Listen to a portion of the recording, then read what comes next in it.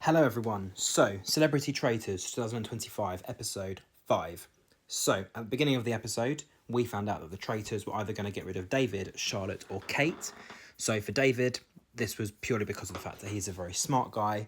For Charlotte, it's because she's probably just, got lots of the potential faithful and traitor options wrong. So, she's voted for the wrong people every time.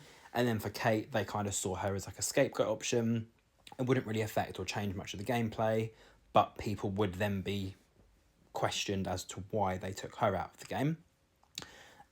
Joe W said that they've obviously lost six faithfuls now. No, it was actually Joe M said they've lost six faithfuls now, so they need to not lose any more.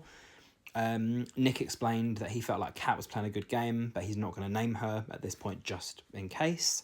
And then Celia was speaking to Stephen, so basically saying if Kate goes, then Jonathan Ross and Charlotte are both traitors.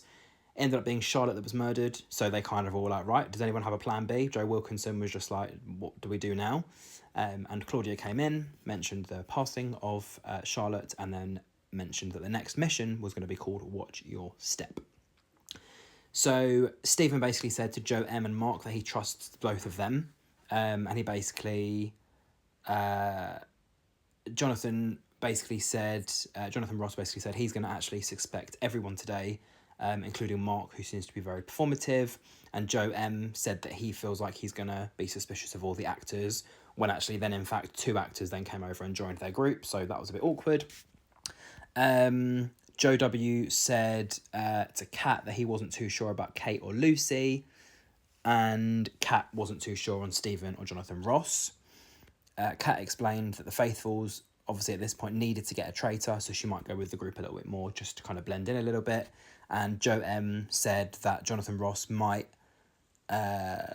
throw a traitor under the bus, so he doesn't want to, go for Jonathan just right now. He wants to try and go for who he thought was his number one traitor target, which was Mark. So, yeah, questions about fellow players was the next mission. So basically they had to answer correctly the questions about their players that they've previously lost from the game. So the four people I think that were used were Tom Daly, Tamika, Charlotte, and Paloma.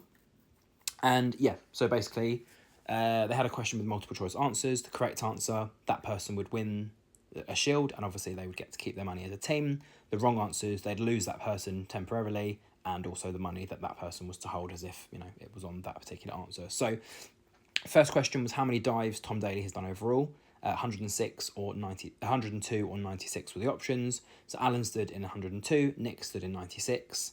Alan went flying in the air because the answer was 96, and Nick won himself a shield. Tamika, so which film icon has she been in a film with? So Vinnie Jones, Helen Mirren, Judi Dench, or Rebel Wilson. So Joe W went for Vinnie, Lucy went for Judy, Kate went for Helen, and Celia went for Rebel. The correct answer was Judi Dench, so the other three were plummeted into the air, and it was Lucy who got a shield. Question 3 was, at which age did Charlotte get her first number 1? Jonathan Ross said he interviewed her at age 11, and that's when she kind of got signed. So unless it was a quick turnaround, he thinks that, by age 12 she would have had that number 1. So yeah, they put all of their money on age 12, and it was David that went in to potentially win the shield. So David went in, they got the answer correct, and David got a shield.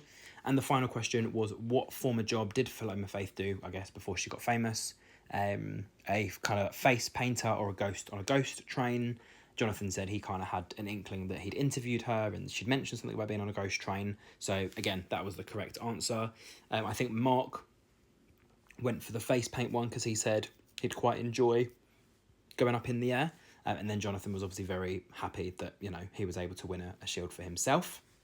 In the next part of the show, Lucy explained to whoever she was in the car with that Jonathan should be happy that he's received a shield if he's not a traitor. And then Joe M queried whether that was normal behaviour from Mark. Just, being just being really angry at the table, or, really wanting to get involved in the challenges, whereas that might have just been the type of personality and the type of person that he is. Lucy explained that, after Stephen stepping in straight away to the round table at the beginning, the traitors would have probably taken him out by now. I think she was actually in the car with Kat, so that's information that she can use to her advantage. And Joe W said that he was over the moon to see Alan in a trap, and that's it. He's happy now. And then Alan and Mark were both sitting in the back of the car, and Alan said he had a bit of a theory. Mark was like, oh, you're going to tell me? And he was like, nope, it's a theory about you, and I don't think you're going to like it. So very, like, sarcastic, but I think it was very funny for him to say that. Nick explained that he thinks, traitor-wise, he thinks Stephen more likely over Jonathan Ross. Kate basically felt like when she was chatting to Mark, Nick and Alan that she said that she doesn't really feel like she has a gut. She's naturally just balanced and open. So it's not really going to work in her advantage, because you want to just at this point have names. You want to be able to know this person's definitely a faithful, this person's definitely not a faithful, this person could be, rather than just sitting on the fence with everybody, because then it makes you look a bit suspicious. And then Nick basically said you kind of want to have names of people at this part of the game. Kate doesn't have names, so I guess he's not going to be able to trust her at this point. Lucy said to Stephen that she trusted him, and she had question marks on Jonathan Ross. And I can't read what that part says. Yeah, I think the last part of this was that Stephen basically said that even he would pick himself at this point, just because, you know, his name hasn't come under the radar yet, so he'd be absolutely happy to be able to, you know, try and defend himself. Kat was having a chat with David, Alan and Joe W, and she basically said that she thinks potentials are Stephen or Alan, and, you know, Stephen and Jonathan, and there are some people suggesting that Mark is a traitor. Joe M obviously suggested Mark as well, and, you know, David, I think, was part of that conversation, and then he also went outside and he was speaking to Alan and Joe M, and he basically said, look, David thinks you're... No, Joe W was part of the conversation, and Joe W basically said, look, David thinks that it might be Joe M, because he's been under the radar for so long, and now, you know, now he's starting to give out names. And then just before the round table, Jonathan said that he feels like a cat with 9 lives. Mark needed to prepare because he knows he's going to be under heat, and he knows he needs to, you know, try and save himself. And Joe M said that he's definitely going to come to the forefront and go for the people that he thinks are the traitors. At the round table, there was £38,500 that they've made so far. Jonathan started and said that Stephen seems to always dominate the round table. Joe M went straight in on Mark, saying that Mark's a traitor. And Alan said that Mark seems to be throwing himself too much into the different games. You know, did he go into that initial interview with Claudia and ask to be a faithful? Or is he actually a traitor to get that overall experience because he is such a massive fan of the show? I think here David basically said that he feels that sometimes at the round table they are manipulated by some people in terms of who they should be going for, and he thinks that that stems from Joe M.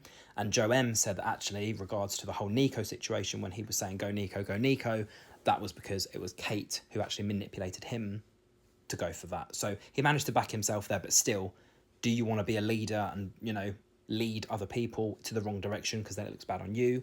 Or do you want to be a follower and then people think that actually it's you because you're just kind of going with everyone else rather than thinking up your own names? So I guess the game that both Joe M and Kate are playing are not really that good. Joe M's kind of the leader, Kate's more of a follower, but they're both kind of leading people to the wrong traitors. And then... yeah, Mark jumped in and said that Kate seems to always be asking what other people are thinking rather than suggesting names. David said the double bluff from Jonathan Ross about the whole Ruth situation is kind of, you know, has been forgotten about, and some people, you know, they mentioned that it hasn't been forgotten about.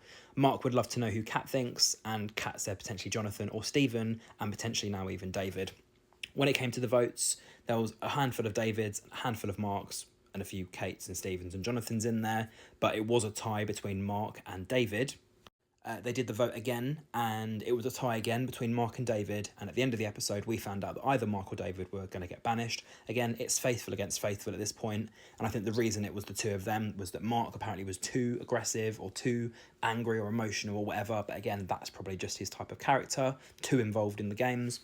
And then for David, it was almost like what Joe W said in terms of his theory of people coming out when there's a need rather than, you know, coming out from the beginning, his, you know, under that radar. So, you know, he's just gone from 0 to 100 and then boom, boom, boom, banging out names. So yeah, David or Mark are going to get banished. We don't know who, because that's how it ended at episode 5.